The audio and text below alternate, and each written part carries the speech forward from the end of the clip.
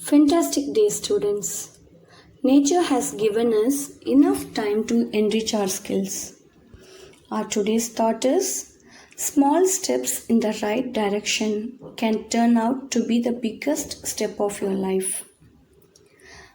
I would like to help you taking 5 small steps towards your right direction. That is to enhance your English language skills. Number 1. Read at least a story a day. Number 2. Refer dictionary to understand new words. Number 3. Use the new words in your daily conversation. Number 4. Write a personal diary to describe your day. Number 5. Listen to motivational speeches. By doing so, you can enhance your English language skills. In the last session, we have learnt about subject, verb and object. Let's recall it quickly. A subject is who or what performs the action. Verb is an action that's performed.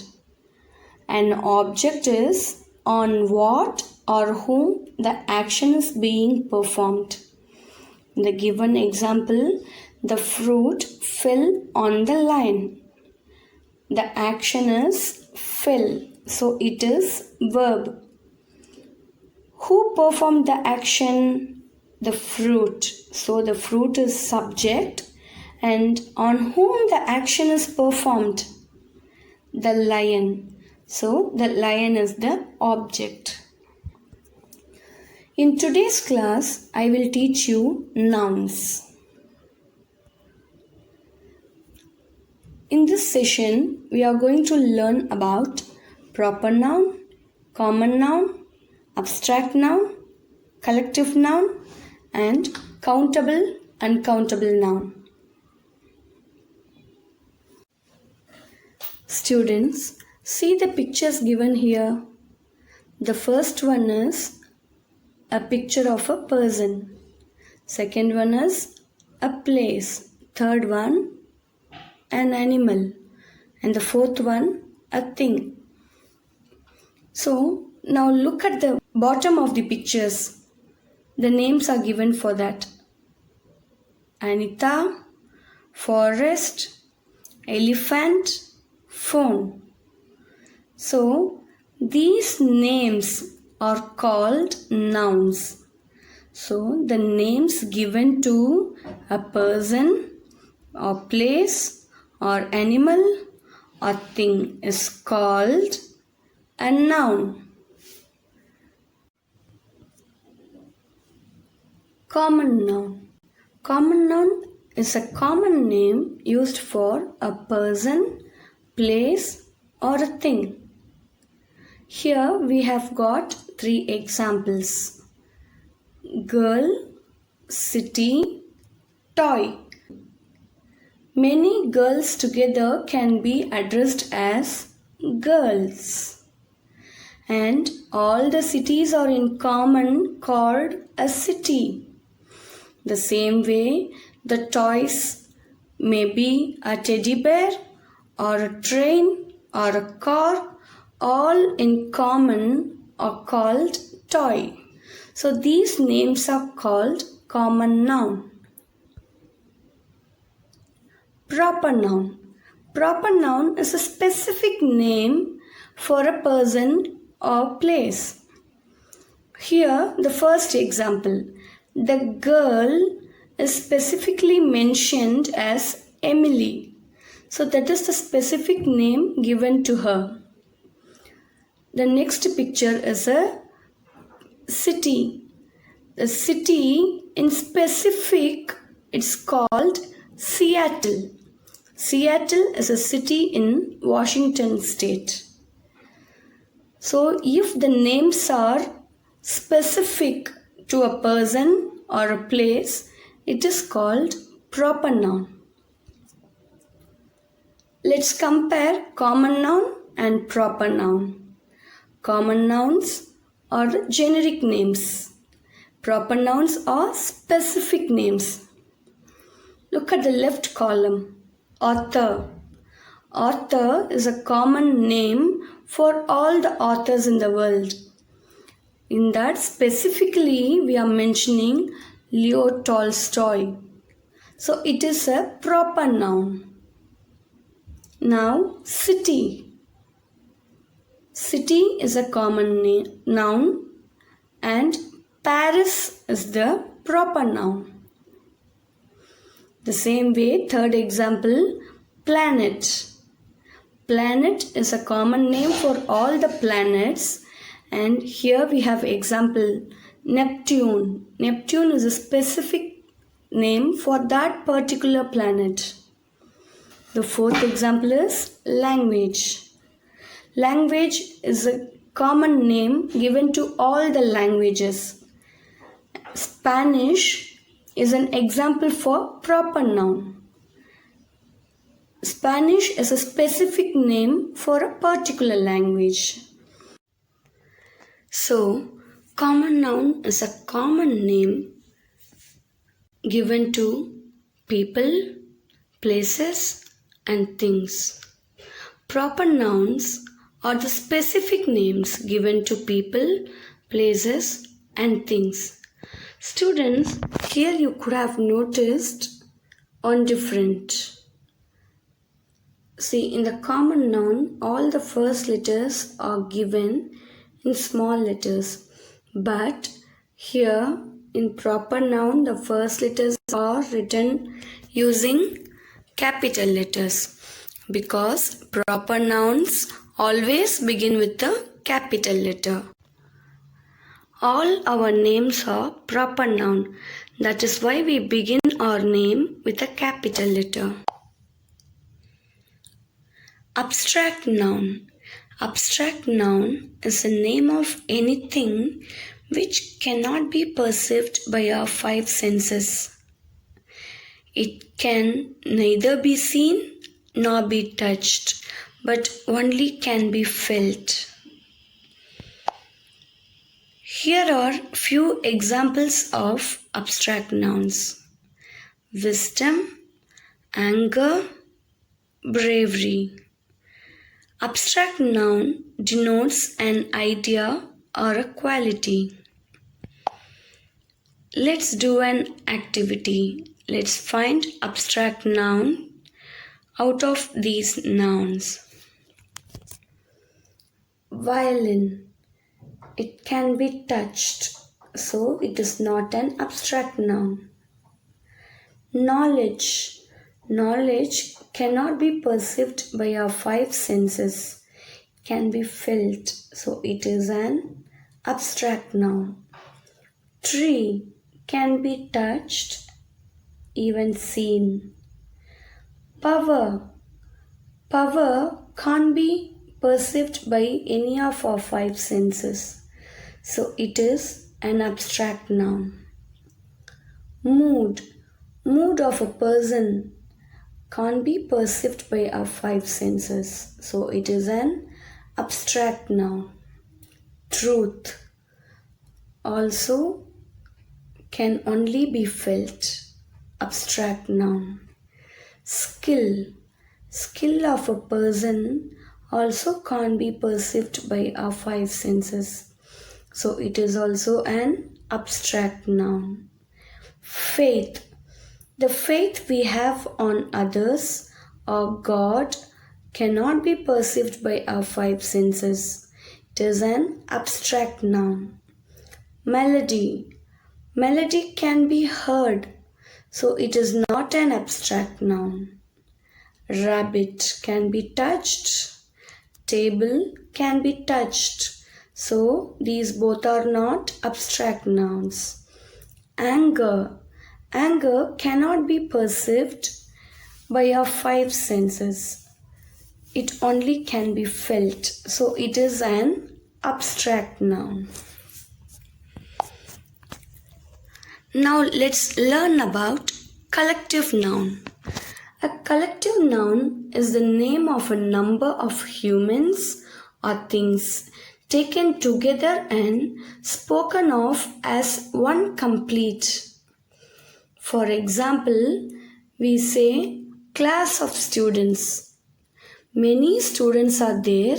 Collectively, they are called with one name, class. These names are called collective nouns. Let's see some examples of collective nouns. Collective noun is the name we give to a group of nouns to refer to them as one entity. So here we have got examples for people, animals, things.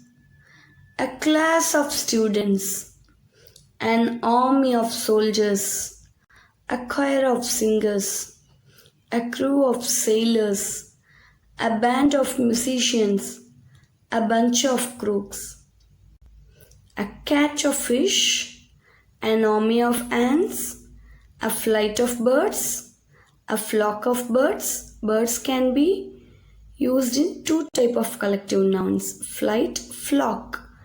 A haul of fish, a flock of sheep, things, a group of islands, a galaxy of stars, a ward of notes, a forest of trees, a stack of wood, a fleet of ships. So students learn all these collective nouns and use it effectively in your conversation and also in your writing. Now let's learn about countable and uncountable nouns. The name itself say countables can be counted. Countable nouns can be counted. Uncountable nouns cannot be counted. Now look at the examples. Eggs, we can count 1, 2, 3. Banana, we can count. Olive, we can count. Fries, French fries, we can count.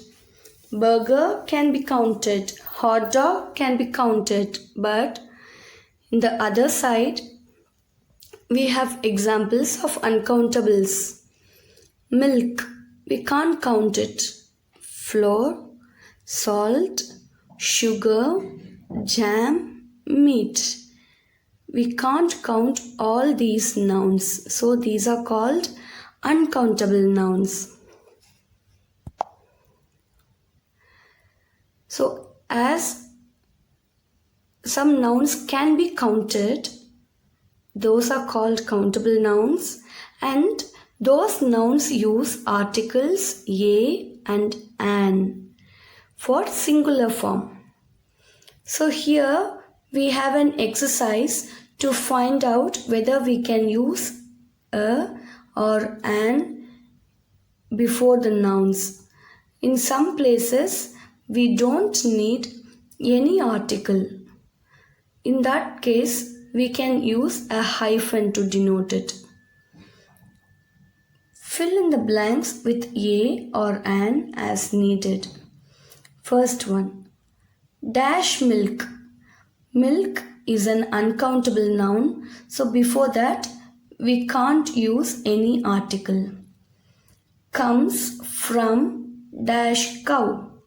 Cow is a countable noun, so we can use article. We already know a will be used before consonant sounds and will be used before vowel sounds. As cow is a consonant sound, we use a here. Second example, dash window. We can count window, so we can use article. Window starts with consonant sound, so we are using a here. A window is made of dash glass. Glass can't be counted, so no article will be used here. Dash grass is green. Grass can't be counted, so we haven't used any article there. Dash butter is made from dash milk. Butter can't be counted, so we don't use any article there. Even milk can't be counted, so we don't use any article before it. Fifth one, dash violin makes dash music. Violin can be counted, but music can't be. So before violin we use article a, and before music we use nothing. Table has 4 legs. Table is a countable noun, so we use a before it. I want to drink dash cup of water. Here water is uncountable, but cup of water can be counted. How many cups? 1 cup, 2 cup, 3 cup, we can count. So before cup we are using an article a. Eighth one, dash fish swims in water. Fish can be counted, so we use the article a here.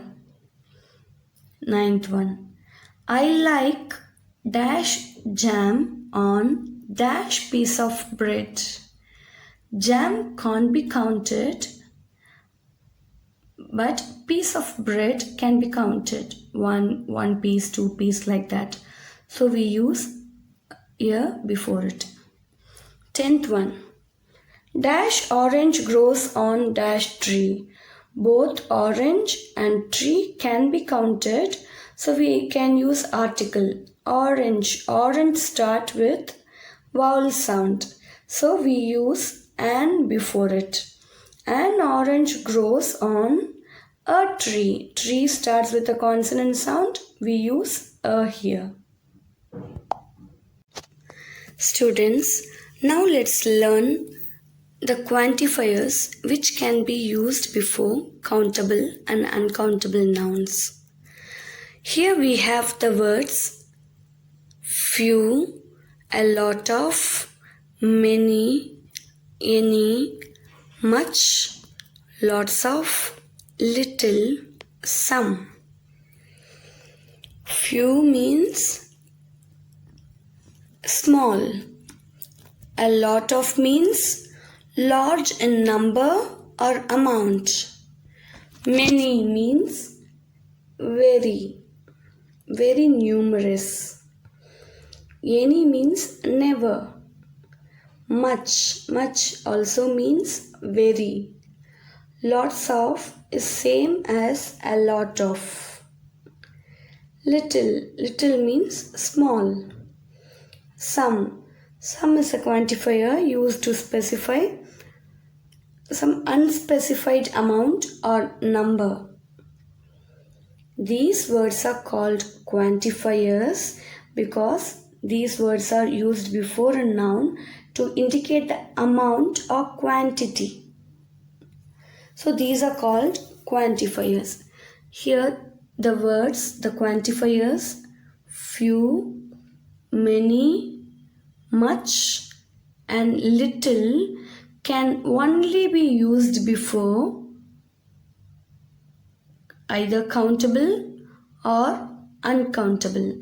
Few is used before countable, many is used before countable, much is used before uncountable, little is used before uncountable. The remaining quantifiers, a lot of, any, lots of, some.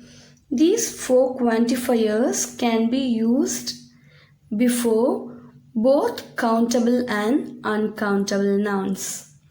Let's see the example. He has few photographs on Instagram. I have a lot of pens. I have a lot of time. Time is an uncountable noun. Pens is a countable noun. Mary has many pens. There aren't any books in the bag. Is there any cheese in the fridge? Books are countable. Cheese is uncountable. Don't rely too much on others. John has lots of cars. Listening to music is lots of fun. Cars is countable, fun is uncountable. I have drunk little water this morning. Little is used before uncountable noun. Water is uncountable. There are some oranges on the tree. Oranges is countable. Would you like some coffee? Here coffee is uncountable. So some can be used before both countable and uncountable. Here I have made a chart to understand the quantifier in an easiest way. Little means small or minor, can used only before uncountable. Few is small or slight, can only be used before countable noun. A lot of means a large number or a large amount. So it can be used before both countable and uncountable noun. Many means very numerous, can be used only before countable nouns. Much means very, to, a lot, can be used only before uncountable. Any means never, at all. It can be used before both countable and uncountable noun. Lots of means same as a lot of, so it can be used before both. Some, an unspecified amount or number, so it also can be used before both countable and uncountable nouns.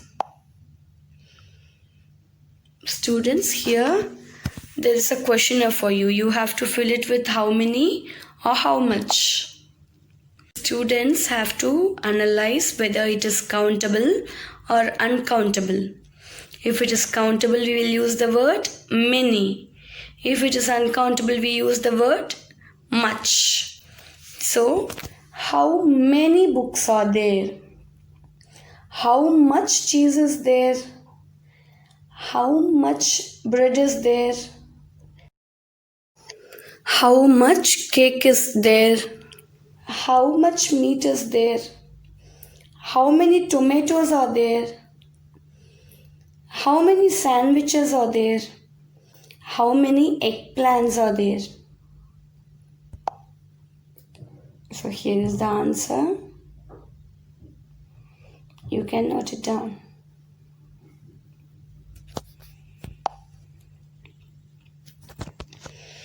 Now, here I have measure words. These words can be used before uncountable noun because as we already have learned, water, milk, coffee, those liquid forms can't be counted. So, to measure those uncountable nouns, we use these measure words. If it is water, milk or soda, we use the word a glass of. If it is cereal, rice or soup, we use the word a bowl of. For the nouns ice cream, milk, juice, we use the measure word a cotton of. Sugar, flour, rice can be used after a bag of. For the nouns blood, oil, water, the measure word is a drop of. Coffee, tea, milk or the nouns take the measure word a cup of. Bread, meat, cheese will take the measure word a slice of. A piece of is the measure word used before the uncountable nouns advice, furniture, luggage. A bar of is the measure word used before the uncountable nouns chocolate, gold and soap. A grain of is the measure word used before the uncountable nouns truth, sand and rice. Students, learn all these measure words. This will help you in your communication.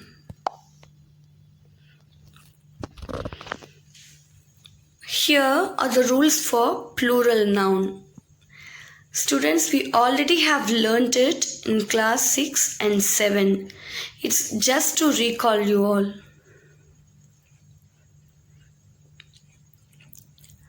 There are 8 rules.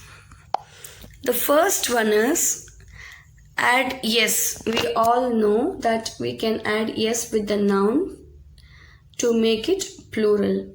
The second rule is add es, where we will use es if the singular word, the noun, ends with the sound ch or sh or yes, x, z. We will add es to make it plural. If the noun ends with y and before the y a consonant sound is there, then we have to convert this y into I and add es with it. We have to remember that the end of the noun will have the letter y and the before letter should be consonant to make it into IES. If the letter before y is a vowel, we need not change the y into I and add es. Instead, we can simply add yes. Understand the difference? Candy, candies. Toy, toys. The fifth rule. If the nouns end with f or fe, to make it plural, we have to remove that f or fe and add ves. Sixth rule. If the noun ends with o and before the o the letter is consonant, then we can add es with it. The seventh rule is totally there will be spelling change. Child, children. Mouse, mice. The eighth rule, few nouns will have the same singular and plural form. Fish, fish. Deer, deer. So learn these 8 plural noun rules and apply it. Here you have an exercise to make singular nouns into plural nouns. Recall the rules once again if you have any doubt and do this activity. Here is the answer for the previous activity. Check your answers with the students. So far we have learnt about proper noun, common noun, abstract noun, collective noun, countable and uncountable noun. Students, learn the concepts thoroughly. If you have any doubt, pause it and rewind the video, learn once again. Students, make sure you understand the concepts, then start doing your worksheet. Thank you, students. Have a happy learning experience.